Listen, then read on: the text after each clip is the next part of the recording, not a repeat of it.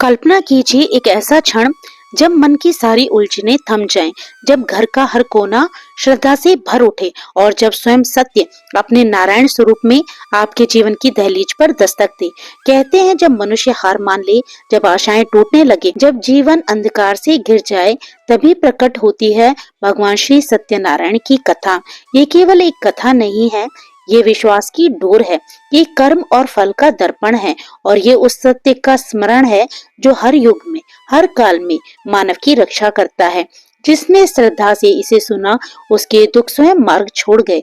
जिसने भक्ति से ये व्रत किया, उसके जीवन में सुख, शांति और समृद्धि अपने आप उतर आई। तो आइए मन, वाणी और कर्म को पवित्र कर श्रद्धा से इस दिव्य यात्रा पर चलें और सुने श्री सत्यनारायण भगवान की पावन कथा, जो जीवन को बदल देने की शक्ति रखती है। व्यास जी कहते हैं कि एक समय की बात है, नैमिषारण्य तीर्थ में शौनक आदि 88,000 ऋषियों ने पुराण वेता श्री सूत जी से पूछा, हे सूत जी, इस कलयुग में वेद विद्या रहित मनुष्यों को प्रभु भक्ति किस प्रकार मिलेगी तथा उनका उद्धार कैसे होगा। हे मुनि श्रेष्ठ, कोई ऐसा व्रत अथवा तप कहिए जिसके करने से थोड़े ही समय में पुण्य प्राप्त हो तथा मनोवांछित फल भी मिले। हमारी प्रबल इच्छा है कि हम ऐसी कथा सुने। श्री सूत जी बोले, हे वैष्णवों में पूज्य, आप सभी ने प्राणियों के हित के लिए एक कल्याण की बात पूछी है। अब मैं उस श्रेष्ठ व्रत को आप लोगों से कहूंगा जिसे श्रेष्ठ मुनि नारद जी ने लक्ष्मी नारायण भगवान से पूछा था और श्री लक्ष्मी नारायण भगवान ने मुनि श्रेष्ठ नारद जी को बताया था।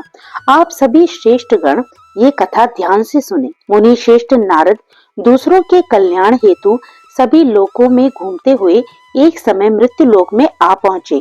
वहां बहुत सी योनियों में जन्मे प्राय सभी मनुष्यों को अपने कर्म के अनुसार अनेकों कष्टों से पीड़ित देखकर उन्होंने विचार किया कि किस यत्न के करने से निश्चय ही प्राणियों के कष्टों का निवारण हो सकेगा। मन में ऐसा विचार कर नारद मुनि विष्णु लोक गए। वहां श्वेत वर्ण और 4 भुजाओं वाले देवों के ईश नारायण को उनके हाथों में शंख, चक्र, गदा और पद्म थे तथा वरमाला को पहने हुए थे। उनको देखकर उनकी स्तुति वे करने लगे। नारद जी ने कहा, हे भगवान, आप अत्यंत शक्तिमान हैं। मन तथा वाणी भी आपको पा नहीं सकती। आपका आदि मध्य अंत भी नहीं है। आप निर्गुण स्वरूप सृष्टि के कारण भक्तों के कष्टों को नष्ट करने वाले हो। आपको मेरा शत शत नमन है। नारद जी के इस प्रकार की प्रार्थना को सुनकर विष्णु भगवान जी बोले, हे योगीराज, आपके मन में क्या है? आपका किस कार्य हेतु यहाँ आगमन हुआ है? निसंकोच कहें। तब मुनि श्रेष्ठ नारद जी ने कहा, मृत्यु लोक में सब मनुष्य जो अनेक योनियों में पैदा हुए हैं, अपने अपने कर्मों द्वारा अनेक प्रकार के कष्टों के कारण दुखी हैं। ये स्वामी, यदि आप मुझ पर दया रखते हैं तो बताइए कि उन मनुष्यों के सब कष्ट थोड़े ही प्रयत्न से किस प्रकार दूर हो सकते हैं।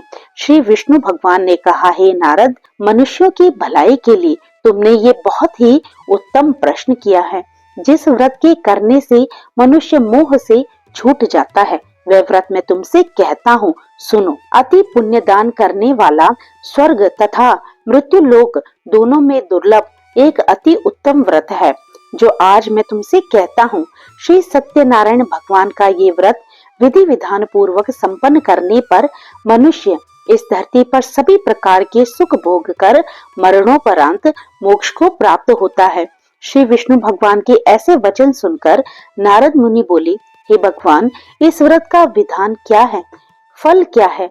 इससे पूर्व किसने ये व्रत किया है और किस दिन ये व्रत करना चाहिए? कृपा करके आप मुझे विस्तार पूर्वक समझाइए। तो श्री विष्णु भगवान ने कहा, हे नारद, दुख, शोक एवं सभी प्रकार की व्याधियों को दूर करने वाला ये व्रत सब स्थानों पर विजय दिलाने वाला है। श्रद्धा और भक्ति के साथ किसी भी दिन मनुष्य संध्या के समय श्री सत्यनारायण भगवान की ब्राह्मणों और बंधु बांधवों के साथ पूजन करें तथा भक्ति भाव से केले के फल का नैवेद्य, घी, शक्कर, शहद अथवा गुड़, दूध और गेहूं का आटा समाया ले। गेहूं के अभाव में साठे का चूर्ण भी ले सकते हैं। इन सभी को भक्ति भाव से भगवान श्री सत्यनारायण को अर्पित करें। बंधु बांधवों सहित ब्राह्मण को भोजन कराएं। इसके पश्चात स्वयं भोजन करें। रात्रि में श्री सत्यनारायण भगवान के गीत आदि का आयोजन करें। श्री सत्यनारायण भगवान का स्मरण करते हुए समय व्यतीत करें।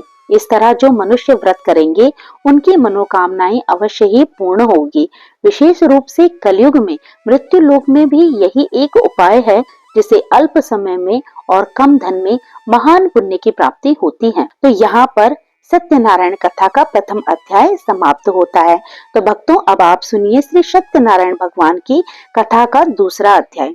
श्री सूत जी ने कहा, हे ऋषियों, जिन्होंने प्राचीन काल में इस व्रत को किया उसका इतिहास मैं आप सबसे कहता हूँ, ध्यान से सुनो। अति सुंदर काशीपुर नगरी में एक अति दीन निर्धन ब्राह्मण रहता था। वह भूख और प्यास से बेचैन होकर हर समय दुखी रहता था। ब्राह्मणों से प्रेम करने वाले श्री विष्णु भगवान ने उसको दुखी देखकर एक बूढ़े ब्राह्मण का वेश धारण कर उस निर्धन ब्राह्मण के पास जाकर बड़े आदर से पूछा, हे ब्राह्मण, तुम हर समय ही दुखी होकर पृथ्वी पर क्यों घूमते हो? हे श्रेष्ठ ब्राह्मण, अपनी व्यथा तुम मुझसे कहो, मैं सुनना चाहता हूँ। कष्टों से घिरे उस ब्राह्मण ने कहा, मैं निर्धन ब्राह्मण हूँ, भिक्षा के लिए पृथ्वी पर मारा मारा फिरता हूँ।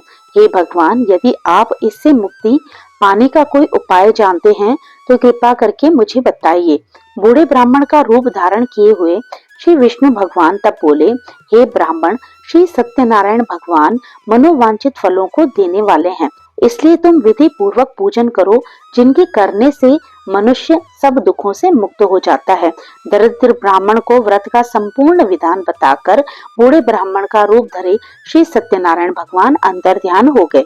बूढ़े ब्राह्मण ने जिस व्रत को बतलाया है मैं उसको अवश्य ही विधि विधान सहित करूंगा।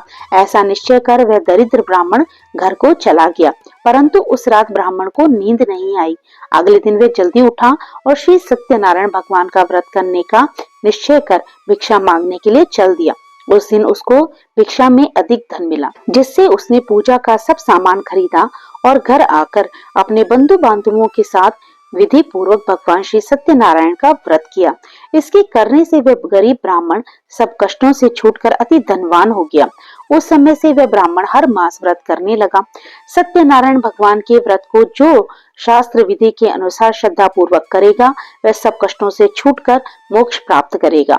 जो भी मनुष्य श्री सत्यनारायण भगवान का व्रत करेगा वह सब कष्टों से छूट जाएगा। इस तरह से नारद जी से श्री सत्यनारायण भगवान का कहा हुआ ये व्रत मैंने तुमसे कहा। हे श्रेष्ठ ब्राह्मणों, अब आप क्या सुनना चाहते हैं मुझसे कहो। तब ऋषियों ने कहा कि हे मुनीश्वर, संसार में इस विप्र से सुनकर किस किस ने इस व्रत को किया, हम सब सुनना चाहते हैं। मुनियों से ऐसा सुनकर श्री सूत जी महाराज कहने लगे, हे मुनिगण, जिस जिस प्राणी ने इस व्रत को किया उन सब की कथा सुनो। एक समय वह धनी ब्राह्मण बंधु बांधवों के साथ शास्त्र विधि के अनुसार अपने घर पर ही सत्यनारायण भगवान का व्रत कर रहा था। उसी समय एक लकड़ी बेचने वाला बूढ़ा व्यक्ति वहां आया। उसने सिर पर रखा लकड़ियों का गट्ठर बाहर रख दिया और ब्राह्मण के मकान में चला गया। प्यास से व्याकुल उस लकड़हारे ने जब ब्राह्मण को देखा तो वह अपनी प्यास को भूल गया। उसने ब्राह्मण का अभिनंदन किया और उससे पूछा कि हे ब्राह्मण, आप किसका पूजन कर रहे हैं? इस व्रत को करने से क्या फल मिलता है? कृपा करके आप मुझे बताइए। तब उस ब्राह्मण ने कहा कि सब इच्छाओं को पूर्ण करने वाला ये श्री सत्यनारायण भगवान का व्रत है। इनकी ही कृपा से मेरे यहाँ धन एवं ऐश्वर्य का आगमन हुआ। ब्राह्मण से इस बारे में जानकर वह लकड़हारा अत्यंत ही प्रसन्न हुआ और भगवान का चरणामृत लेकर और भोजन करने के पश्चात अपने घर को चला गया। अगले दिन लकड़हारे ने अपने मन में संकल्प लिया कि आज गांव में लकड़ी बेचने से जो धन मिलेगा उसी से मैं सत्यनारायण भगवान का श्रेष्ठ व्रत करूंगा। मन में ऐसा विचार कर वह लकड़हारा लकड़ियों का गट्ठर अपने सिर पर रखकर जिस नगर में धनवान लोग रहते थे ऐसे सुंदर नगर में गया। उस दिन उसे लकड़ियों का दाम पहले से भी दोगुना मिला। तब वह ब्राह्मण लकड़हारा बहुत प्रसन्न होकर पके केले, शक्कर, शहद, घी, दूध, दही और गेहूं का चूर्ण इत्यादि श्री सत्यनारायण भगवान के व्रत की सभी सामग्री लेकर अपने घर आया। फिर उसने अपने बंधु बांधवों को बुलाकर विधि विधान के साथ भगवान का पूजन एवं व्रत किया। इस व्रत के प्रभाव से वह बूढ़ा लकड़हारा धनवान हो गया और संसार के समस्त सुख भोग कर अंत समय में बैकुंठ को गया। सत्यनारायण भगवान का अब तीसरा अध्याय सुनते हैं। श्री सूत जी बोले कि हे श्रेष्ठ मुनियों, अब मैं आगे की कथा कहता हूँ। प्राचीन काल में उल्का मुख नाम का एक महान ज्ञानी राजा था। वह जितेंद्रिय और सत्य वक्ता था। प्रतिदिन मंदिरों में जाता था तथा गरीबों को धन देकर उनके दुखों को दूर करता था। उसकी पत्नी कमल के समान सुंदर मुख वाली और सती साध्वी थी। एक दिन भद्रशिला नदी के तट पर वे दोनों विधि विधान सहित श्री सत्यनारायण भगवान का व्रत कर रहे थे। उस समय वहां साधु नामक एक वैश्य आया। उसके पास व्यापार के लिए बहुत सारा धन था। वह वैश्य नाव को नदी किनारे पर ठहरा कर राजा के पास आया और राजा को व्रत करते हुए देखकर उनसे विनम्र भाव से पूछने लगा, हे राजन, ये आप क्या कर रहे हैं? मेरी सुनने की इच्छा है, कृपा करके आप मुझे समझाइए। तो राजा उल्का मुख ने कहा, हे साधु वैश्य, मैं अपने बंधु बांधवों के साथ पुत्र की प्राप्ति के लिए श्री सत्यनारायण भगवान का व्रत एवं पूजन कर रहा हूँ। राजा के वचन सुनकर साधु नामक वैश्य ने आदर से पूछा, हे राजन, मुझे भी इसका संपूर्ण विधि विधान बताइए। मैं भी आपके कहे अनुसार इस व्रत को करूंगा, क्योंकि मेरी भी कोई संतान नहीं है और इस व्रत को करने से मुझे अवश्य ही संतान की प्राप्ति होगी। राजा से व्रत के सब विधि विधान सुनकर व्यापार से निर्वित हो वह वैश्य सुख पूर्वक अपने घर आया और उसने अपनी पत्नी को संतान देने वाले उस व्रत के विषय में बताया और प्रण लिया कि जब मेरी संतान होगी तब मैं इस व्रत को करूंगा। वैश्य ने ये वचन अपनी पत्नी लीलावती से भी कहे। एक दिन उसकी पत्नी लीलावती भी श्री सत्यनारायण भगवान की कृपा से गर्भवती हो गई। 10वें महीने में उसने एक अति सुंदर कन्या को जन्म दिया। दिनों दिन वह कन्या इस तरह बढ़ने लगी जैसे शुक्ल पक्ष का चंद्रमा बढ़ता है। कन्या का नाम उन्होंने कलावती रखा तथा लीलावती ने मीठे शब्दों में अपने पति को याद दिलाया कि हे स्वामी, आपने जो भगवान का व्रत करने का संकल्प लिया था, अब आप उसे कर लीजिए। साधु वैश्य ने कहा, हे प्रिय, मैं कलावती के विवाह के अवसर पर इस व्रत को करूंगा। इस प्रकार अपनी पत्नी को आश्वासन देकर वह व्यापार करने के लिए विदेश चला गया। लौटने पर साधु ने जब नगर में सखियों के साथ अपनी पुत्री को खेलते हुए देखा तो वह इसके विवाह की चिंता करने लगा। तब उसने अपने एक दूत को बुलाकर कहा कि मेरी पुत्री के लिए कोई सुयोग्य वर देखकर आओ। दूत साधु नामक वैश्य की आज्ञा पाकर कंचनपुर नगर में पहुंचा और अच्छे से देखभाल कर वैश्य की कन्या के लिए एक सुयोग्य वणिक पुत्र को ले आया। उस सुयोग्य लड़के के साथ साधु नामक वैश्य ने अपने बंधु बांधवों सहित प्रसन्न चित्त होकर अपनी पुत्री कलावती का विवाह कर दिया। दुर्भाग्य से विवाह के समय भी वह श्री सत्यनारायण भगवान का व्रत करना भूल गया। इस पर श्री सत्यनारायण भगवान अत्यंत क्रोधित हो गए। उन्होंने वैश्य को श्राप दिया कि तुम्हें दारुण दुख प्राप्त होगा और फिर अपने कार्य में कुशल वह वैश्य अपने दामाद सहित नावों का बड़ा बेड़ा लेकर व्यापार करने के लिए सागर के समीप स्थित रत्नसारपुर नगर में गया। रत्नसारपुर पर चंद्रकेतु नामक राजा राज्य करता था। दोनों ससुर जमाई चंद्रकेतु राजा के उस नगर में व्यापार करने लगे।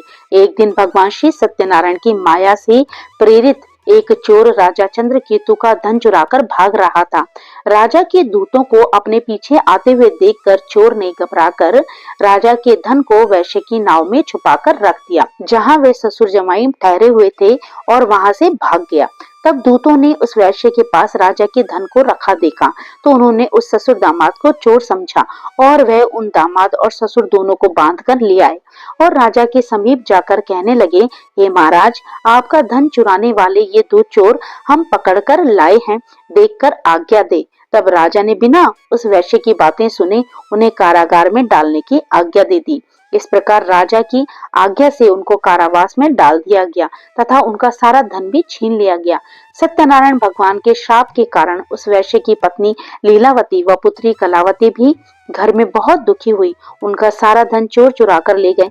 मानसिक व शारीरिक पीड़ा तथा भूख प्यास से अति दुखी हो भोजन की आस में कलावती एक ब्राह्मण के घर गई। उसने ब्राह्मण को श्री सत्यनारायण भगवान का व्रत करते देखा तो उसने कथा सुनी तथा श्रद्धा पूर्वक प्रसाद ग्रहण कर रात को घर आई। माता ने कलावती से पूछा, हे पुत्री, तू अब तक कहाँ रही? मैं तेरे लिए बहुत चिंतित थी। माता के शब्द सुनकर कलावती बोली, माता जी, मैंने एक ब्राह्मण के घर में श्री सत्यनारायण भगवान का व्रत होते देखा है और मेरी भी उस उत्तम व्रत को करने की इच्छा है। कलावती के वचन को सुनकर लीलावती ने सत्यनारायण भगवान की पूजन की तैयारी की। उसने बंधु बांधवों सहित श्री सत्यनारायण भगवान का पूजन व व्रत किया और वर मांगा कि मेरे पति और दामाद शीघ्र ही घर वापस लौट आएं। साथ ही प्रभु से विनती की कि हे भगवान, अगर हमसे कोई भूल हुई हो तो हम सबका अपराध क्षमा करो। श्री सत्यनारायण भगवान इस व्रत के करने से प्रसन्न हुए और उन्होंने राजा चंद्रकेतु को स्वप्न में दर्शन देकर कहा, हे राजन, जिन दोनों वैश्यों को तुमने बंदी बनाकर रखा है वे निर्दोष हैं। उन्हें प्रातः ही छोड़ दो। उनका सब धन तुम उन्हें वापस कर दो, अन्यथा मैं तुम्हारा राज्य, धन, पुत्र आदि सभी नष्ट कर दूंगा। राजा से ऐसे वचन कहकर भगवान अंतर्ध्यान हो गए। प्रातः काल राजा चंद्रकेतु जब दरबार में गया तो उसने सबको अपना स्वप्न सुनाया और सैनिकों को आज्ञा दी कि दोनों वैश्य को कैद से मुक्त कर दरबार में लाओ। दोनों ने आते ही राजा को प्रणाम किया। राजा ने कोमल वचनों से कहा, हे महानुभाव, तुम्हें अज्ञानतावश ऐसा कठिन दुख प्राप्त हुआ है, अब तुम्हें कोई भय नहीं है, तुम मुक्त हो। इसके बाद राजा ने उनको नए वस्त्र आभूषण पहनाकर तथा जितना धन लिया था उससे भी दुगना धन देकर विदा किया। दोनों वैश्य अपने घर को चल दिए। तो आइए अब हम सुनते हैं श्री सत्यनारायण कथा का चौथा अध्याय। सूत जी ने आगे कहा कि वैश्य ने यात्रा आरंभ की और अपने नगर को चला। उसके थोड़ी दूर आगे बढ़ने पर दंडी वेशधारी श्री सत्यनारायण भगवान ने उसकी परीक्षा लेने हेतु उससे पूछा, हे वैश्य, तेरी नाव में क्या है? अभिमानी वणिक हंसता हुआ बोला, हे दंडी, आप क्यों पूछते हैं? क्या धन लेने की कोई कामना है? मेरी नाव में तो बेल के पत्ते भरे हैं। वैश्य के ऐसे वचन सुनकर दंडी भेषधारी श्री सत्यनारायण भगवान बोले, तुम्हारा वचन सत्य हो। ऐसा कहकर वे वहां से चले गए और कुछ दूर जाकर समुद्र के तट पर बैठ गए। दंडी महाराज के जाने के पश्चात वैश्य ने नित्य क्रिया से निवृत्त होने के बाद नाव को ऊंची उठी देखकर अचंबा किया तथा नाव में बेल पत्ते आदि देखकर वह मूर्छित हो गया, जमीन पर गिर गया और मूर्छा खुलने पर अति शोक करने लगा। तब उसके दामाद ने कहा, हे पिताश्री, आप शोक न करें, ये दंडी महाराज का श्राप है, अतः हमें उनकी शरण में जाना चाहिए। दामाद के वचन सुनकर वैश्य दंडी भगवान के पास पहुंचा और अत्यंत भक्ति भाव से पश्चाताप करते हुए बोला, मैंने जो आपसे असत्य वचन कहे थे उसके लिए मैं क्षमा मांगता हूँ। ऐसा कहकर वे शोकाकुल होकर रोने लगा। तब दंडी भगवान बोले, हे वणिक पुत्र, मेरी आज्ञा से ही बार बार तुझे दुख प्राप्त होता है, तू मेरी पूजा से विमुख हुआ है। तब उस वैश्य ने कहा, हे भगवान, आपकी माया को ब्रह्मा आदि देवता भी नहीं जान पाते, तब मैं मूर्ख भला कैसे जान सकता हूँ? आप प्रसन्न होइए, मैं अपनी क्षमता के अनुसार आपकी पूजा करूंगा। मेरी रक्षा कीजिए और मेरी नौकर को पहले के समान धन से परिपूर्ण कर दीजिए। उसके भक्ति से परिपूर्ण वचन सुनकर श्री सत्यनारायण भगवान प्रसन्न हुए और उसकी इच्छानुसार वर देकर अंतर्ध्यान हो गए। तब ससुर व दामाद दोनों ने नाव पर आकर देखा कि नाव धन से परिपूर्ण है। फिर वह विधि विधान से भगवान सत्यनारायण का पूजन कर साथियों सहित अपने नगर को पहुंच गए। जब वह नगर के निकट पहुंचे तब उसने एक दूत को अपने घर भेजा।